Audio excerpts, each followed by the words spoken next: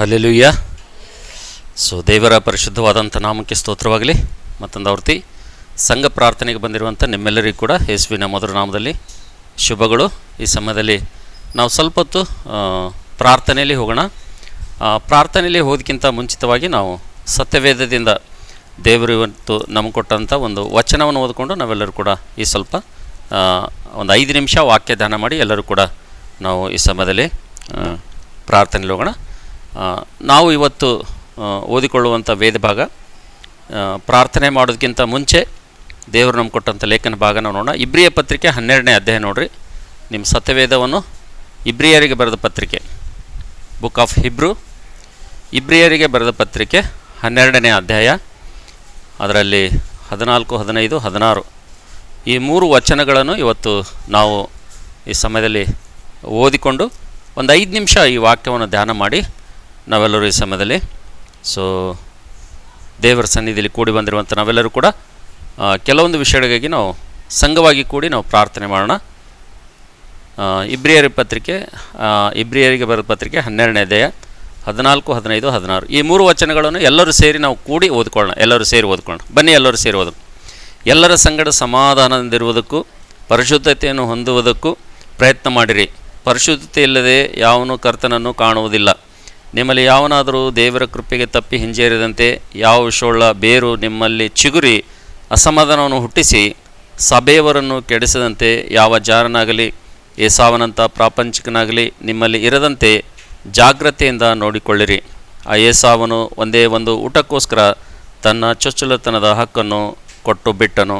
17ನೇ ವಚನ ಕೂಡ, ಅನಂತರದಲ್ಲಿ ತನ್ನ ತಂದೆಯ ಆಶೀರ್ವಾದವನ್ನು ಬಾಧ್ಯವಾಗಿ ಹೊಂದಬೇಕೆಂದು ಕಣ್ಣೀರು ಸುರಿಸ್ತಾ ಬೇಡಿಕೊಂಡರು. ನಡೆದದ್ದನ್ನು ಇಲ್ಲದ ಹಾಗೆ ಮಾಡುವುದಕ್ಕೆ ಮಾರ್ಗವಿಲ್ಲದೆ ನಿರಾಕರಿಸಲ್ಪಟ್ಟನೆಂದು ಬಲ್ಲಿರಿ. ದೇವರು ಈ ವಾಕ್ಯದಿಂದ ನಮ್ಮ ಜೊತೆ ಮಾತಾಡಿ ಸ್ವಲ್ಪ ಹೊತ್ತು ನಾವು ಪ್ರಾರ್ಥನೆ ಮಾಡುವಂತೆ ದೇವರು ಈ ವಾಕ್ಯದಿಂದ ನಮ್ಮನ್ನು ಪ್ರೇರೇಪಿಸಲಿ. ಕೂಡಿ ಬಂದಿರುವಂಥ ಎಲ್ಲ ನನ್ನ ಸಹೋದರ ಸಹೋದರಿಯರೇ, ನಾವು ನೋಡ್ತೇವೆ, ನಾವು ಓದಿಕೊಂಡಿರುವಂಥ ವೇದ ಭಾಗದಲ್ಲಿ ಯಾರಾದರೂ ಒಬ್ಬರು ಓದಿ ಸಹಾಯ ಮಾಡ್ತೀರಾ? 15ನೇ ವಚನ 16ನೇ ವಚನ ಓದ್ತೀರಾ? 15, 16 ಯಾರಾದರೂ ಗಟ್ಟಿಯಾಗಿ ಓದ್ತೀರಾ? ಸ್ವಲ್ಪ. ಪರಿಶುದ್ಧತೆ ಇಲ್ಲದೆ ಯಾವನು ಕರ್ತನನ್ನು ಕಾಣುವುದಿಲ್ಲ. ನಿಮ್ಮಲ್ಲಿ ಯಾವನಾದರೂ ದೇವರ ಕೃಪೆಗೆ ತಪ್ಪಿ ಹಿಂಜರಿಯದಂತೆ ಯಾವ ವಿಷವುಳ್ಳ ಬೇರು ನಿಮ್ಮಲ್ಲಿ ಚಿಗುರಿ ಅಸಮಾಧಾನವನ್ನು ಹುಟ್ಟಿಸಿ ಸಭೆಯವರನ್ನು ಕೆಡಿಸದಂತೆ ಯಾವ ಜಾರನಾಗಲಿ ಏಸಾವನಂಥ ಪ್ರಾಪಂಚಿಕನಾಗಲಿ ನಿಮ್ಮಲ್ಲಿ ಇರದಂತೆ ಜಾಗ್ರತೆಯಿಂದ ನೋಡಿಕೊಳ್ಳಿರಿ. ಸಾಕಮ್ಮ, ನಾವು ನೋಡ್ತೇವೆ ಕೂಡಿ ಬಂದಿರುವಂತೆಲ್ಲ ನನ್ನ ಪ್ರೀತಿಯ ಸಹೋದರ ಸಹೋದರಿಯರೇ, ಇಬ್ರಿಯ ಪತ್ರಿಕೆ 12ನೇ ಅಧ್ಯಾಯ ಇದರಲ್ಲಿ 14ನೇ ವಚನದಿಂದ 16ನೇ ವಚನ ತನಕ 3 ವಚನಗಳಲ್ಲಿ ನಾವು ನೋಡ್ತೇವೆ. 14ನೇ ವಚನದಲ್ಲಿ ದೇವರು ಸಭೆಗೆ ಕೂಡಿ ಬಂದಿರುವಂಥ ತಾನು ಆರಿಸ್ಕೊಂಡಂಥ ಮಕ್ಕಳಿಗೆ ಒಂದು ಮಾತು ಹೇಳ್ತಾನೆ. ಏನಂದರೆ, ಸಾಧ್ಯವಾದರೆ ಎಲ್ಲರ ಸಂಗಡ ಸಮಾಧಾನದಿಂದ ಇರುವುದಕ್ಕಾಗಿ ನೀವೇನು ಮಾಡಿರಿ? ಪ್ರಯತ್ನ ಮಾಡಿರಿ ಎಂಬುದಾಗಿ ಮೊದಲನೇದಾಗಿ ಇಬ್ರಿಯ ಪತ್ರಿಕೆ 14ನೇ ವಚನದಲ್ಲಿ ದೇವರು ತಾನು ಆರಿಸ್ಕೊಂಡಿರುವಂಥ ಪ್ರಜೆಗಳಿಗೆ ಹೇಳುವಂಥ ಈ ಕಿವಿ ಮಾತು ಅಂತೇಳಿರಿ. ದೇವರು ಈ ಕಿವಿ ಮಾತನ್ನು ಯಾಕೆ ಆತನ ಹೇಳ್ತಾನಪ್ಪ ಅಂತಂದರೆ, ಸಾಧ್ಯವಾದರೆ ನೀವು ಎಲ್ಲರ ಸಂಗಡ ಸಮಾಧಾನದಿಂದ ಇರೋದಕ್ಕಾಗಿ ಪ್ರಯತ್ನ ಮಾಡಿರಿ ಎಂಬುದಾಗಿ ಯಾಕೆ ಆತನು ಹೇಳ್ತಾನಪ್ಪ ಅಂತಂದರೆ, ನಾವು ನೋಡ್ತೇವೆ ಸಮಾಧಾನದಿಂದ ಇರಬೇಕೆಂಬುದಾಗಿ ಯಾಕೆ ಹೇಳ್ತಾನಪ್ಪ ಅಂತಂದರೆ, ನಾನು ನೀನು ಆರಾಧಿಸುವಂಥ ದೇವರು, ನಾನೇನನ್ನು ಪೂಜಿಸುವಂಥ ದೇವರು, ಆತನು ಸಮಾಧಾನಕ್ಕೆ ಕಾರಣನಾದಂಥ ದೇವರಾಗಿದ್ದಾನೆ ಅಂತೇಳಿರಿ. ಹಲ್ಲೆಲೂಯ. ಆತನು ಸಮಾಧಾನಕ್ಕೆ ಕಾರಣನಾದಂಥ ದೇವರಾಗಿದ್ದರಿಂದ, ಆತನು ಸಮಾಧಾನದ ಅಧಿಪತಿಯಾಗಿರುವುದರಿಂದ, ಆತನು ಶಾಂತಿಯ ದೂತನಾಗಿರುವುದರಿಂದ, ಆತನು ತನ್ನ ಮನೆಯಲ್ಲಿ ಯಾರು ಕೂಡಿ ಬರ್ತಾರೋ, ತಾನು ಸ್ವರಕ್ತವನ್ನು ಸುರಿಸಿ ಸಂಪಾದನೆ ಮಾಡಿಕೊಂಡಿರುವಂಥ ದೇವರ ಮನೆಯಲ್ಲಿ ಯಾರು ಕೂಡಿ ಬರ್ತಾರೋ ಅವರು ಮಾಡಬೇಕಾದಂಥ ಮೊಟ್ಟ ಮೊದಲನೇ ಕೆಲಸ ಏನಪ್ಪ ಅಂತಂದರೆ, ಎಲ್ಲರ ಸಂಗಡ ಏನಪ್ಪ ಅಂದರೆ ಸಮಾಧಾನದ ಇರೋದಕ್ಕಾಗಿ ಪ್ರಯತ್ನ ಮಾಡಬೇಕು. ಎಲ್ಲರ ಸಂಗಡಪ್ಪ ಅಂತಂದರೆ ನಾವು ನೋಡ್ತೇವೆ, ಲೋಕದಾಗಿರ್ತಕ್ಕಂಥ ಎಲ್ಲರ ಸಂಗಡ ಅಲ್ಲ. ನಾವು ನೋಡ್ತೇವೆ ಸಭೆ ಕುರಿತು ಇಲ್ಲಿ ಮಾತಾಡ್ತಾ ಇದ್ದಾನೆ ದೇವರು. ಯಾವ ಕುರಿತು ಮಾತಾಡ್ತಾ ಇದ್ದಾನೆ? ಸಭೆ ಕುರಿತು ಮಾತಾಡ್ತಾ ಇದ್ದಾನೆ. ನಾವು ಸಭೆಯಾಗಿ ಕೂಡಿ ಬರುವಂಥ ಸಂದರ್ಭದಲ್ಲಿ ಸಂಘವಾಗಿ ನಾವೆಲ್ಲರೂ ಕೂಡಿ ದೇವರು ಸ್ವರಕ್ತವನ್ನು ಸುರಿಸಿದ ಸಭೆಯಲ್ಲಿ ನಾವೆಲ್ಲರೂ ಕೂಡಿ ಬರುವಂಥ ಸಂದರ್ಭದಲ್ಲಿ ನಾವು ನಮ್ಮ ಮಧ್ಯದಲ್ಲಿ ಏನಿರಬೇಕಂದ್ರೆ ಎಲ್ಲರ ಸಂಗಡ ಏನಿರಬೇಕು, ಸಮಾಧಾನ ಅಂತಕ್ಕಂಥದ್ದು ಇರಬೇಕು ಮೊದಲನೇದಾಗಿ. ಒಂದು ವೇಳೆ ಈ ಸಮಾಧಾನ ಅಂತಕ್ಕಂಥದ್ದು ನಮ್ಮ ಮಧ್ಯದಲ್ಲಿ ಇರಲಿಲ್ಲಪ್ಪ ಅಂತಂದರೆ ವಿಷ ಅಂತಕ್ಕಂಥದ್ದು, ವಿಷದ ಬೇರು ಅಂತಕ್ಕಂಥದ್ದು ಅದು ಬೆಳಿಲಿಕ್ಕೆ ಅದು ಪ್ರಾರಂಭ ಆಗ್ತದೆ ಎಂಬುದಾಗಿ ದೇವರ ವಾಕ್ಯದಲ್ಲಿ ನೋಡ್ತೀವಿ ಅಂತೇಳಿರಿ. ಹಲ್ಲೆಲೂಯಾ. ನಾವು ನೋಡ್ತೇವೆ ದೇವರು ಆರಿಸ್ಕೊಂಡಿರೋಂಥ ಪ್ರಜೆಗಳಲ್ಲಿ ಮತ್ತು ದೇವರ ಮನೆಯಲ್ಲಿ ನಾವು ಸಮಾಧಾನದಿಂದಿರಬೇಕು, ಎಲ್ಲರೊಂದಿಗೆ ಸಮಾಧಾನವಾಗಿರಬೇಕು. ಮತ್ತು ಒಂದು ವೇಳೆ ನಾವು ಎಲ್ಲರೊಂದಿಗೆ ಸಮಾಧಾನ ಒಂದು ವೇಳೆ ಮೇಂಟೈನ್ ಮಾಡಲಿಲ್ಲಪ್ಪ ಅಂತಂದರೆ, ಸಂಘವಾಗಿ ನಾವು ಕೂಡಿ ಬರುವಂಥ ಸಂದರ್ಭದಲ್ಲಿ ನಮ್ಮಲ್ಲಿ ಭೇದಗಳಿದ್ದಪ್ಪ ಅಂದರೆ, ನಮ್ಮಲ್ಲಿ ಭಿನ್ನಾಭಿಪ್ರಾಯಗಳಿದ್ದಪ್ಪ ಅಂತಂದರೆ, ನಮ್ಮಲ್ಲಿ ವೈಮನಸ್ಸುಗಳಿದ್ದಪ್ಪ ಅಂದರೆ, ನಮ್ಮಲ್ಲಿ ಬೇರೆ ಬೇರೆ ಅಭಿಪ್ರಾಯಗಳಿದ್ದಪ್ಪ ಅಂತಂದರೆ ನಾವು ನೋಡ್ತೇವೆ ಅಲ್ಲಿ ಕರ್ತನ ಒಂದು ಕೆಲಸಕ್ಕೆ ತುಂಬ ತೊಂದರೆ ಆಗ್ತದೆ. ಅದಕ್ಕೋಸ್ಕರಾಗಿ ನಾವು ಸಮಾಧಾನದಿಂದ ಇರುವಂಥದ್ದು ಎಲ್ಲರೂ ಕೂಡ ಭಾಳ ಪ್ರಾಮುಖ್ಯವಾಗಿದೆ. ಮತ್ತು ಒಂದು ವೇಳೆ ನಾವು ಸಮಾಧಾನ ಅಂತಕ್ಕಂಥದ್ದು ನಾವು ಮೇಂಟೈನ್ ಮಾಡಲಿಲ್ಲಪ್ಪ ಅಂತಂದರೆ, ದೇವರು ಹೇಳಿರುವಂಥ ಈ ಸಮಾಧಾನವನ್ನು ನಾವು ಕಾಯ್ದುಕೊಂಡು ಸಭೆಯಲ್ಲಿ ಹೋಗಲಿಲ್ಲಪ್ಪ ಅಂತಂದರೆ, ನಾವು ಭೇದಗಳಲ್ಲಿ, ಭಿನ್ನಾಭಿಪ್ರಾಯಗಳಲ್ಲಿ, ವೈಮನಸ್ಸುಗಳಲ್ಲಿ, ಜಗಳಗಳಲ್ಲಿ, ಹೊಟ್ಟೆ ಕಿಚ್ಚುಗಳಲ್ಲಿ, ನಾವು ಅಸೂಯೆಯಲ್ಲಿ ನಾವು ಮುಂದುವರಿತಾ ಇದ್ದೇವಪ್ಪ ಅಂತಂದರೆ ನಾವು ನೋಡ್ತೇವೆ ನನ್ನ ಪ್ರೀತಿದವರ ಮಕ್ಕಳೇ, ನಿಧಾನವಾಗಿ ನಾವು ನೋಡ್ತೇವೆ ಆ ವಿಷದ ಬೇರು ಅಂತಕ್ಕಂಥದ್ದು ನಮ್ಮೊಳಗೆ ಬೆಳಿಲಿಕ್ಕೆ ಪ್ರಾರಂಭ ಆಗ್ತದೆ ಎಂಬುದಾಗಿ ದೇವ್ರ ವಾಕ್ಯದಲ್ಲಿ ನೋಡ್ತೀವಿ ಅಂತೇಳಿ. ಹಲ್ಲೆಲೂಯಾ. ಒಂದು ವೇಳೆ ಆ ವಿಷದ ಬೇರು ಚಿಗುರಬಾರ್ದು, ಆ ವಿಷದ ಬೇರು ನಮ್ಮ ಮಧ್ಯದಲ್ಲಿ ಬೆಳಿಬಾರ್ದಪ್ಪ ಅಂತಂದರೆ ನಾವೇನು ಮಾಡಬೇಕಪ್ಪ ಅಂತಂದರೆ, ಸಭೆಗೆ ಕೂಡಿ ಬರುವಾಗ ಎಲ್ಲರ ಜೊತೆ ನಾವು ಸಮಾಧಾನದಿರಲಿಕ್ಕೆ ಪ್ರಯತ್ನ ಮಾಡ್ಬೇಕಂತೇಳಿ. ಕಾರಣ ಏನಪ್ಪ ಅಂತಂದರೆ, ಪಾಸ್ಟ್ರೇ ನನಗೆ ಅವ್ರ ಜೊತೆ ಅಂದರೆ ಬರೋದಿಲ್ಲ, ಪಾಸ್ಟ್ರೇ ನನಗೆ ಇವ್ರ ಜೊತೆ ಅಂದರೆ ಬರೋದಿಲ್ಲ, ಪಾಸ್ಟ್ರೇ ಅವರು ಹಾಗೆ ಇದ್ದಾರೆ, ಪಾಸ್ಟ್ರೇ ಇವರು ಹೀಗೆ ಇದ್ದಾರೆ, ಹಾಗೆ ನಾನು ಅವರು ಹಾಗೆ ಇವರು ಹೀಗೆ, ನಾನು ಹೀಗೆ ಇದ್ದೇನೆ ಎಂಬುದಾಗಿ ನಾವು ಒಂದು ವೇಳೆ ಇಂಥ ಒಂದು ಮಾತುಗಳನ್ನು ಹೇಳಿ ಸಭೆಯಾಗಿ ದೇವರು ರಕ್ತವನ್ನು ಸುರಿಸಿಕೊಂಡಂಥ ಸಭೆಯಲ್ಲಿ ಕೂಡಿ ಬರೋಂಥ ಜನರ ಬಗ್ಗೆ ನಾವು ತಪ್ಪು ಅಭಿಪ್ರಾಯಗಳನ್ನು ನಾವು ಹೇಳ್ತಾ ಹೋದೆವಪ್ಪ ಅಂತಂದರೆ, ನಾವು ಸಮಾಧಾನವನ್ನು ಕಾಯ್ಕೊಳ್ಳಿಲ್ಲಪ್ಪ ಅಂತಂದರೆ ನಾವು ನೋಡ್ತೇವೆ ನನ್ನ ಪ್ರೀತಿದವರ ಮಕ್ಕಳೇ, ಅದು ನಾವು ನೋಡ್ತೇವೆ ವಿಷದ ಬೇರು ಅದು ಚಿಗುರ್ಲಿಕ್ಕೆ ಪ್ರಾರಂಭ ಆಗ್ತದೆ. ಅದಕ್ಕೆ ದೇವ್ರ ವಾಕ್ಯ ನೋಡ್ತೇವೆ, ಯಾವ ಒಂದು ವಿಷದ ಬೇರು ನಿಮ್ಮಲ್ಲಿ ಚಿಗುರಿ ಸಭೆಯನ್ನು ಹಾಳು ಮಾಡದಂತೆ, ಸಭೆಯನ್ನು ಕೆಡಿಸದಂತೆ ಜಾಗ್ರತೆ ಉಳ್ಳವರಾಗ್ರಿ ಎಂಬುದಾಗಿ ದೇವ್ರ ವಾಕ್ಯದಲ್ಲಿ ನೋಡ್ತೇವೆ ಅಂತೇಳಿ. ಹಲ್ಲೆಲೂಯಾ. ನಾವು ನೋಡ್ತೇವೆ ಅನೇಕ ಸಲ ನಾವು ನೋಡ್ತೇವೆ ತಪ್ಪು ಅವ್ರದ್ದೇ ಇದೆ ಎಂಬುದಾಗಿ ನಾವು ಹೇಳ್ತೇವೆ. ಆದರೆ ಈ ವಾಕ್ಯ ಭಾಗದಲ್ಲಿ ನೋಡ್ತೇವೆ ತಪ್ಪು ಅವ್ರದ್ದೇ ಅದನೋ ತಪ್ಪು ಅಥವಾ ನಮ್ಮದದನೋ ಗೊತ್ತಿಲ್ಲ, ಬಟ್ ಅವೆರಡೂ ವಿಷಯ ನಾವು ಪಕ್ಕಕ್ಕೆ ಇಡಬೇಕೆಂಬುದಾಗಿ ದೇವ್ರ ವಾಕ್ಯದಲ್ಲಿ ನೋಡ್ತೇವೆ ಅಂತೇಳಿ. ತಪ್ಪು ಯಾರದೇ ಇದ್ರೂ ಕೂಡ, ತಪ್ಪು ನಮ್ಮದೇ ಇದ್ದರೂ ತಪ್ಪು ಅವ್ರದ್ದೇ ಇದ್ರೂ ಕೂಡ ಭಾಳಷ್ಟು ಸಲ ನಾವು ಏನು ಮಾಡ್ತೀವಿ ಅಂದರೆ, ಇತರರ ತಪ್ಪುಗಳು ನಮ್ಮ ಕಣ್ಣಿಗೆ ಕಾಣಿಸ್ತಾ ಹೊರತಾಗಿ ನಾವು ಮಾಡುವಂಥ ತಪ್ಪುಗಳು ನಮ್ಮ ಕಣ್ಣಿಗೆ ಯಾವತ್ತೂ ಕಾಣೋದಿಲ್ಲ ಅಂತೇಳಿ. ನಾವು ಮಾಡುವಂಥ ತಪ್ಪುಗಳು ನಮ್ಮ ಕಣ್ಣಿಗೆ ಯಾವತ್ತೂ ಕೂಡ ನಮ್ಮ ಮನಸ್ಸಿಗೆ ಕೂಡ ಬರೋದಿಲ್ಲ. ನಾವು ಮಾಡುವಂಥ ತಪ್ಪುಗಳು ಇತರರ ತಪ್ಪುಗಳ ಹೆಚ್ಚಾಗಿ ನಾವು ತೋರಿಸ್ತೀವಿ, ಹೆಚ್ಚಾಗಿ ನಾವು ಹೇಳ್ತೀವಿ. ಆದರೆ ದೇವರ ವಾಕ್ಯ ನೋಡುವಂಥ ಸಂದರ್ಭದಲ್ಲಿ ಯಾರದೇ ತಪ್ಪಿರಲಿ, ಅವ್ರ ತಪ್ಪಾಗಲಿ ನಮ್ಮ ತಪ್ಪಾಗಲಿ, ಈ ತಪ್ಪು ಅಂತಕ್ಕಂಥದ್ದನ್ನು ಪಕ್ಕಕ್ಕೆ ಇಟ್ಟು ನಾವೇನು ಮಾಡಬೇಕಪ್ಪ ಅಂತಂದರೆ, ನಾವು ಒಂದೇ ಸಂಸ್ಥಾನದವರಾಗಿರೋದ್ರಿಂದ, ನಾವು ಒಂದೇ ಪರಲೋಕ ರಾಜ್ಯಕ್ಕೆ ಕರೆಯಲ್ಪಟ್ಟವರಾಗಿರೋದ್ರಿಂದ, ನಾವು ಅದರಿಂದ ಈ ಒಂದು ಲೋಕದಲ್ಲಿ ನಾವು ನೋಡ್ತೇವೆ ಸಭೆಯಲ್ಲಿ ಕೂಡಿ ಬರುವಂಥ ಸಂದರ್ಭದಲ್ಲಿ, ದೇವರ ಮಂದಿರದಲ್ಲಿ ನಾವು ಬರುವಂಥ ಸಂದರ್ಭದಲ್ಲಿ, ಸಂಘವಾಗಿ ನಾವು ಕೂಡುವಂಥ ಸಂದರ್ಭದಲ್ಲಿ ನಾವು ಏನು ಮಾಡಬೇಕಪ್ಪ ಅಂತಂದರೆ, ನಾವು ಸಮಾಧಾನವನ್ನು ಏನು ಮಾಡ್ಬೇಕಂದ್ರೆ ಕಾಯ್ದುಕೊಳ್ಬೇಕಂತೇಳಿ, ಎಲ್ಲರ ಜೊತೆ ಸಮಾಧಾನದಿರೋದಕ್ಕಾಗಿ ನಾವು ಪ್ರಯತ್ನ ಮಾಡ್ಬೇಕಂತೇಳಿ. ಅದಕ್ಕೋಸ್ಕರಾಗಿ ಒಂದು ವೇಳೆ ಈ ವಿಷದ ಬೇರು ಅಂತಕ್ಕಂಥದ್ದು ಚಿಗುರ್ತಪ್ಪ ಅಂತಂದರೆ ಅದು ಏನು ಮಾಡ್ತದೆ? ಈ ವಿಷದ ಬೇರು ನಮ್ಮಲ್ಲಿ, ವಿಷದ ಬೇರು ಅಂತಂದರೆ ಅಂದರೆ ಹೊಟ್ಟೆ ಕಿಚ್ಚು, ಅಸೂಯ, ದ್ವೇಷ, ಮತ್ಸರ, ಕಲಹ, ಭಿನ್ನಾಭಿಪ್ರಾಯ, ಇವೆಲ್ಲ ಇದ್ದು ಅಂದರೆ ಇದೆಲ್ಲ ಎದಕ್ಕೆ ಸಾದೃಶ್ಯ ಇರೋದು? ಯಾವುದಕ್ಕೆ ಸಾದೃಶ್ಯ ಇದು? ವಿಷದ ಬೇರಿಗೆ ಸಾದೃಶ್ಯ. ಒಂದು ವೇಳೆ ಈ ವಿಷದ ಬೇರು ಅಂತಕ್ಕಂಥದ್ದು ನಮ್ಮೊಳಗೆ ಚಿಗುರ್ಲಿಕ್ಕೆ ಪ್ರಾರಂಭ ಆಯ್ತಂದರೆ, ಅದು ನಿಂತು ಹೇಳುವಂಥ ನನ್ನಲ್ಲಾಗಲಿ ಕುಂತು ಕೇಳುವಂಥ ನಿಮ್ಮಲ್ಲಾಗಲಿ ಈ ಒಂದು ಅಸಮಾಧಾನ ಅಂತಕ್ಕಂಥ ವಿಷದ ಬೇರು, ಅಸೂಹೆ ಅಂತಕ್ಕಂಥ ವಿಷದ ಬೇರು, ಭಿನ್ನಾಭಿಪ್ರಾಯ ಭೇದಗಳು ಅಂತಕ್ಕಂಥ ವಿಷದ ಬೇರು ನನ್ನಲ್ಲಾಗಲಿ ನಿನ್ನಾಗಲಿ ಚಿಗುರ್ಲಿಕ್ಕೆ ಒಂದು ವೇಳೆ ಪ್ರಾರಂಭ ಆಯ್ತಪ್ಪ ಅಂತಂದರೆ ಇದರಿಂದ ಬರುವಂಥ ಮೊಟ್ಟ ಮೊದಲೇ ನಷ್ಟ ಏನಪ್ಪ ಅಂತಂದರೆ, ದೇವರ ವಾಕ್ಯದ ನೋಡ್ತೀವಿ ಇಬ್ರಿಯ ಪತ್ರಿಕೆ 12ನೇ ಅಧ್ಯಾಯ 14ನೇ ವಚನದಲ್ಲಿ ದೇವರ ಕೃಪೆಯಿಂದ ಅವರು ತಪ್ಪಿ ಹೋಗ್ತಾರಂತೆ. ಹಲ್ಲೆಲೂಯಾ. ಅವ್ರಿಗೆ ಬರುವಂಥ ನಷ್ಟ ಏನ್ರಿ?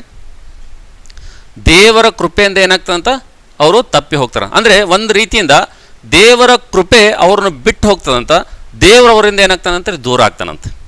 ನನ್ನ ಪ್ರೀತಿ ದೇವ್ರ ಮಕ್ಕಳೇ, ಸಂಘವಾಗಿ ಕೂಡಿ ಬಂದಿರುವಂಥ ನಾವೆಲ್ಲರೂ ಕೂಡ, ದೇವರ ಸನ್ನಿಧಿಗೆ ಬಂದಿರುವಂಥ ನಾವೆಲ್ಲರೂ ಕೂಡ, ಇವತ್ತು ನಾವೆಲ್ಲರೂ ಕೂಡ ದೇವರ ಕೃಪೆ ನಮ್ಮನ್ನು ಬಿಟ್ಟು ಹೋಗಬಾರ್ದಪ್ಪ ಅಂತಂದರೆ, ಅಥವಾ ದೇವರು ನಮ್ಮನ್ನು ಬಿಟ್ಟು ಹೋಗಬಾರ್ದಪ್ಪ ಅಂತಂದರೆ, ನಮ್ಮ ಜೀವಿತದಲ್ಲಿ ನಾವು ಏನು ಮಾಡಬೇಕಪ್ಪ ಅಂತಂದರೆ, ವಿಷದ ಬೇರನ್ನು ನಮ್ಮಲ್ಲಿ ಚಿಗುರದಂತೆ ನಾವು ಕಾಯ್ದುಕೊಳ್ಳಬೇಕು. ಎಲ್ಲರ ಜೊತೆ ನಾವು ಸಮಾಧಾನದಿರೋದಕ್ಕಾಗಿ ನಾವು ಏನು ಮಾಡಬೇಕಂದ್ರೆ ಪ್ರಯತ್ನ ಮಾಡಬೇಕು.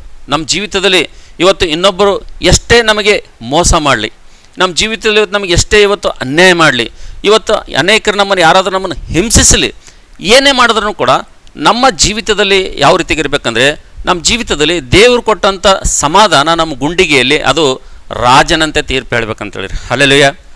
ನಾವು ನೋಡ್ತೇವೆ ಸತ್ಯವೇದದಲ್ಲಿ ಇಬ್ಬರು ವ್ಯಕ್ತಿಗಳಿಗೆ ನಿಮ್ಮ ಎದುರು ನಾನು ತರ್ತೀನಿ. ಸತ್ಯವೇದಲ್ಲಿರುವಂಥ ಇಬ್ಬರು ವ್ಯಕ್ತಿಗಳಲ್ಲಿ ಮೊಟ್ಟ ಮೊದಲ ವ್ಯಕ್ತಿ ದಾವೀದ ಮತ್ತು ಸೌಲ, ಇಬ್ಬರನ್ನ ನಿಮ್ಮ ಎದುರು ತರ್ತೀನಿ ನಾನು. ಆದರೆ ನಾವು ನೋಡ್ತೇವೆ ಸೌಲನು ದಾವೀದನನ್ನು ಯಾವಾಗಲಾದರೂ ಏನು ಮಾಡ್ಬೇಕಂದ್ರೆ ಸಾಯಿಸ್ಬೇಕಂತೇಳಿ ಆತನು ಪ್ರಯತ್ನ ಮಾಡ್ತಾ ಇದ್ದಾನೆ. ಹೌದಲ್ರಿ? ಸೌಲನ ಮನಸ್ಸೇನು ದಾವೀದ ಬದುಕಬಾರ್ದು, ಏನೇ ಕಾರಣ ಆಗಲಿ ಏನೇ ಬರಲಿ, ಆತನು ನನಗೆ ಎಷ್ಟೇ ಉಪಕಾರ ಮಾಡಲಿ, ಆತನು ಎಷ್ಟೇ ಒಳ್ಳೆಯವನಾಗಲಿ, ಏನೇ ಆಗಲಿ, ಆದರೆ ಆತನ ಮಾತ್ರ ಬದುಕಬಾರ್ದು. ಇದು ಸೌಲನ ಒಂದು ಗುರಿ ಅಂತೇಳಿರಿ, ಇದು ಸೌಲನ ಒಂದು ಮನಸ್ಸು ಅಂತೇಳಿರಿ. ಆದರೆ ನಾವು ನೋಡ್ತೀವಿ ದಾವೀದನ ಬದುಕಬಾರ್ದು, ದಾವೀದನ ಸಾಯಬೇಕು. ದಾವೀದನ ಎಷ್ಟು ಮಾತ್ರಕ್ಕೂ ಆತನು ಎಂಥ ಒಳ್ಳೆಯವನಾದ್ರೂ, ನಾನು ರಾಜ್ಯಕ್ಕೆ ಎಷ್ಟು ಒಳ್ಳೇದು ಮಾಡಿದ್ರು, ನನಗೆ ಎಷ್ಟು ಒಳ್ಳೇದು ಮಾಡಿದ್ರು, ಪ್ರಜೆಗಳಿಗೆ ಎಷ್ಟು ಒಳ್ಳೇದು ಮಾಡಿದ್ರು, ದಾವೀದನ ಸಾಯಬೇಕನ್ನೋದು ಒಂದೇ ಒಂದು ಆಸೆ ಇಟ್ಕೊಂಡು ಸೌಲನು ಹೃದಯದಲ್ಲಿ ಕಕ್ಷೆ ಅಂತಕ್ಕಂಥದ್ದು, ಹೊಟ್ಟೆ ಕಿಚ್ಚಂತಕ್ಕಂಥದ್ದು ಇಟ್ಕೊಂಡು ದಾವೀದನನ್ನು ಸಾಯಿಸಲಿಕ್ಕೆ ಬೆನ್ನತ್ತನ. ಆದರೆ ನಾವು ನೋಡ್ತೀವಿ ದಾವೀದನು ಸೌಲನಿಂದ ಆತನು ತಪ್ಪಿಸಿಕೊಂಡು ಗುಹೆಗಳಲ್ಲಿ ಹೋಗ್ತಾನೆ, ಅರಣ್ಯದಲ್ಲಿ ಹೋಗ್ತಾನೆ, ಅಡವಿಯಲ್ಲಿ ಹೋಗ್ತಾನೆ, ಅನೇಕ ಬೆಟ್ಟ ಗುಡ್ಡಗಳಲ್ಲಿ ಸಂದುಗಳಲ್ಲಿ ಅಡಗಿಕೊಳ್ತಾನೆ ಆತನಿಗೆ ಅಂಜಿ. ಆದರೆ ನಾವು ನೋಡ್ತೀವಿ ಸೌಲನ ವಿಷಯದಲ್ಲಾಗಲಿ ತನ್ನ ಜೀವಿತದಲ್ಲಿ ಬಂದಂಥ ಪರಿಸ್ಥಿತಿಗಳ ವಿಷಯದಲ್ಲಿ ಒಂದು ಎಳ್ಳು ಕಾಳಿನಷ್ಟು ಕೂಡ ಆತನಲ್ಲಿ ಅಸಮಾಧಾನ ಬರ್ತದ್ರಿ.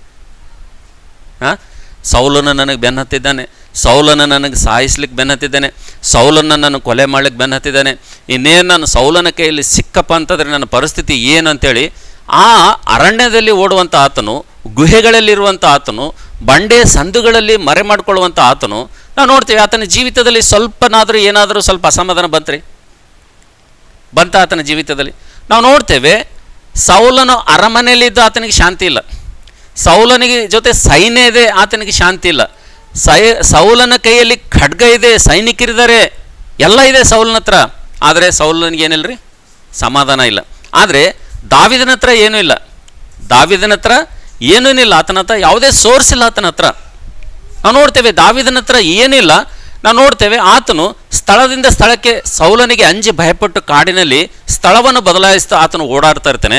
ಆದರೆ ಆತನ ಹೃದಯದಲ್ಲಿ, ಆತನ ಮನಸ್ಸಿನಲ್ಲಿ ಒಂದು ಸ್ವಲ್ಪವೂ ಕೂಡ ಏನಿರಂಗಿಲ್ಲಪ್ಪ ಅಂತಂದರೆ ಕಲ್ಮಶ ಅಂತಕ್ಕಂಥದ್ದು, ದ್ವೇಷ ಅಂತಕ್ಕಂಥದ್ದು, ಹೊಟ್ಟೆ ಕಿಚ್ಚು ಅಂತಕ್ಕಂಥದ್ದು ಆ ದಾವೀದನಲ್ಲಿ ಇಲ್ಲದೇ ಇರುವುದಿಲ್ಲ ಅಂತೇಳಿ. ಹಲ್ಲೆಲೂಯ.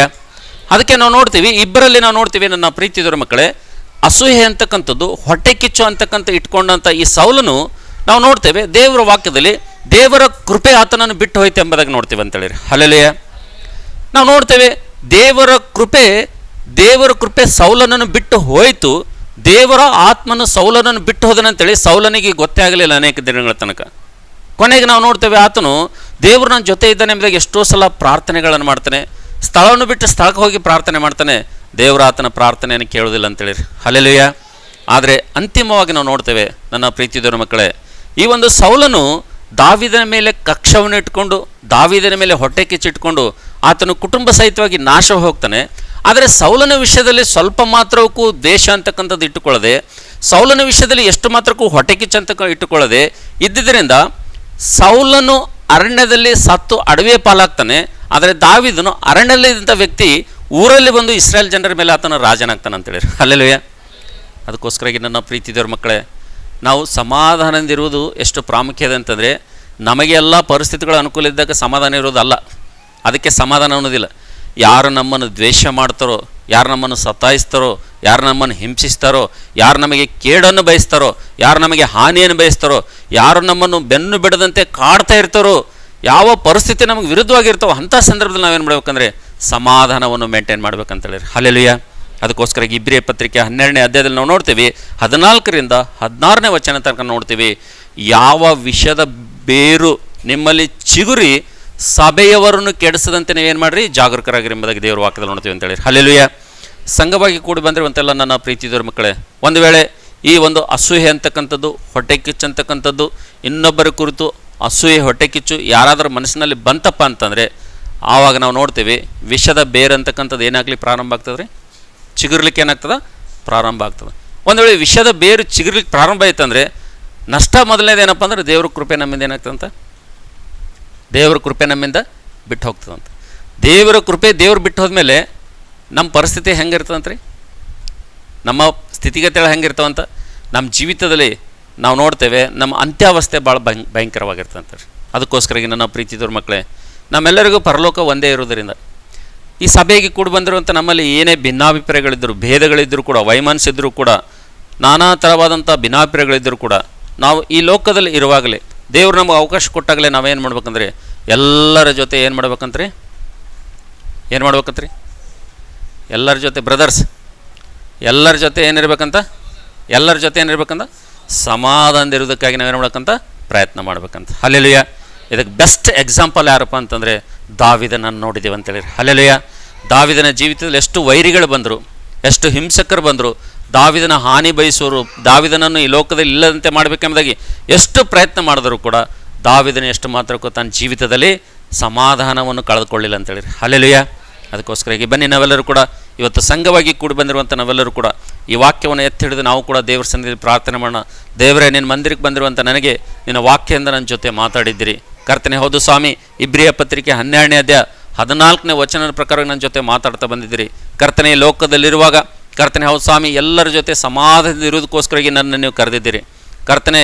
ನನ್ನ ಜೀವಿತದಲ್ಲಿ ಇನ್ನೂ ಕೂಡ ಯಾರ ಜೊತೆ ವೈಮನಸ್ಸಿದೆಯೋ, ಯಾರ ಜೊತೆ ಭಿನ್ನಾಭಿಪ್ರಾಯ ಇದೆಯೋ, ಯಾರ ಜೊತೆ ನಾನು ಭೇದಗಳಿಟ್ಕೊಂಡಿದ್ದೀನೋ, ಯಾರ ಜೊತೆ ನನಗೆ ಇವತ್ತು ಮಾತುಕತೆ ಇಲ್ಲೋ, ದೇವರೇ ಹೌದು ಸ್ವಾಮಿ, ಅದನ್ನು ನಾನು ಸರಿ ಮಾಡಿಕೊಳ್ಬೇಕೆಂಬುದಾಗಿ ದೇವರೇ ನಿನ್ನ ವಾಕ್ಯ ಭಾಗವನ್ನು ತಂದಿದ್ದೀರಿ ಕರ್ತನೆ. ಈ ಲೋಕದಲ್ಲಿರುವಾಗಲೇ ಕರ್ತನೆ, ಈ ಲೋಕ ಬಿಡೋದಕ್ಕಿಂತ ಮುಂಚಿತವಾಗಿ, ನೀನು ನನ್ನನ್ನು ಕರೆಯುವುದಕ್ಕಿಂತ ಮುಂಚಿತವಾಗಿ ಕರ್ತನೆ, ಈ ಲೋಕದಲ್ಲಿದೆ ಹೌದು ಸ್ವಾಮಿ, ನಾನು ಕರ್ತನೆ ನಿನ್ನ ಕೃಪೆಯನ್ನು ಕಳೆದುಕೊಳ್ಳದಂತೆ, ದೇವ ಹೌದು ಸ್ವಾಮಿ, ನಿನ್ನ ಕೃಪೆಯನ್ನು ನಾನು ತಪ್ಪಿಸಿಕೊಳ್ಳದಂತೆ ಕರ್ತನೆ, ಹೌದು ಸ್ವಾಮಿ, ದಾವೀದನಂತೆ ನನ್ನ ಸಮಾಧಾನವನ್ನು ಕಾಯ್ದುಕೊಳ್ಳುವಂತೆ, ಪರಿಸ್ಥಿತಿ ಏನೇ ಇದ್ದರೂ ಕೂಡ, ಸಂದರ್ಭ ಏನೇ ಇದ್ದರೂ ಕೂಡ, ಸ್ಥಿತಿಗತಿ ಏನೇ ಇದ್ದರೂ ಕೂಡ ಕರ್ತನೆ, ದಾವೀದನ ಯಾವ ರೀತಿ ತನ್ನ ಗುಂಡಿಗೆಯಲ್ಲಿ ದೇವರೇ ನೀವು ಕೊಟ್ಟಂಥ ಸಮಾಧಾನವನ್ನು ಕಾಯ್ಕೊಂಡನು, ಎಲ್ಲರ ಜೊತೆ ಸಮಾಧಾನವಾಗಿ ಜೀವಿಸಿದನು. ಕೊನೆಗೆ ತನ್ನ ಶತ್ರುಗಳನ್ನು ಕೂಡ ಆತನು ಏನು ಮಾಡಿದನಂದರೆ ಆತನು ಪ್ರೀತಿಸಿದನು. ಶತ್ರುಗಳನ್ನು ಶಿಕ್ಷಿಸಬೇಕು, ಶತ್ರುಗಳನ್ನು ನಾಶ ಆಗಬೇಕಂತೇಳಿ ಆತನು ಬಯಸಲಿಲ್ಲ. ದೇವರೇ, ದಾವೀದನಂಥ ಮನಸ್ಸು ನನ್ನಲ್ಲೂ ಕೂಡ ಬರಬೇಕು, ದಾವೀದನಿಗೆ ನಾನು ಕೂಡ ತಯಾರಾಗಬೇಕೆಂಬುದಾಗಿ ವಾಕ್ಯ ನನ್ನ ಜೀವಿತದಲ್ಲಿ ತಂದಿದ್ದೀರಿ ದೇವರೇ. ಹೌದು ಸ್ವಾಮಿ, ನೀನು ಕಾರ್ಯ ಜರುಗಿಸು ದೇವರೇ. ಬರುವಂಥ ದಿನಮಾನಗಳಲ್ಲಿ ನನ್ನ ಜೀವಿತ ಪೂರ ಮಾರ್ಪಡಿಸು ಕರ್ತನೆ. ಹೌದು ಸ್ವಾಮಿ, ದಾವೀದನಂತೆ ನನ್ನ ಹೃದಯ, ನನ್ನ ಮನಸ್ಸು, ನನ್ನ ಆಲೋಚನೆಯನ್ನು ಮಾರ್ಪಡಿಸು ಕರ್ತನೆ. ಹೌದು ಸ್ವಾಮಿ, ನಾನು ಕೂಡ ಈ ಲೋಕದಲ್ಲಿ ಎಲ್ಲರ ಜೊತೆ ಸಮಾಧಾನವಿರುವಂತೆ ನನಗೆ ಸಹಾಯ ಮಾಡಪ್ಪ. ಕೇವಲ ನನಗೆ ಮಾತ್ರ ಅಲ್ಲ ದೇವರೇ, ಹೌದು ಸ್ವಾಮಿ, ನೀನು ಸ್ವರಕ್ತ ಸೂಚಿಕೊಂಡಿರುವಂಥ ಎಲ್ಲ ಮಕ್ಕಳು ಕರ್ತನೆ, ನೀನು ಹೇಳಿದಂಥ ಈ ಸಮಾಧಾನದಲ್ಲಿ ಎಲ್ಲೂ ಬರುವಂತೆ ನಿನ್ನ ಕೃಪೆ ತೋರಿಸಪ್ಪ ಅಂತೇಳಿ ಒಂದು ಸಣ್ಣ ಪ್ರಾರ್ಥನೆ ಮಾಡಿ ನಾವೆಲ್ಲರೂ ಕೂಡ ನಮ್ಮ ಮನೆಗಳಿಗೆ ನಾವು ಡಿಸ್ಪ್ಯಾಚ್ ಆಗೋಣ. Thank you. God bless you. ದೇವರು ನಿಮ್ಮನ್ನು ಆಶೀರ್ವಾದ ಮಾಡಿ. ನಾವೆಲ್ಲರೂ ಸ್ವಲ್ಪ ಹೊತ್ತು ದೇವರ ಸನ್ನಿಧಿಯಲ್ಲಿ ಪ್ರಾರ್ಥನೆ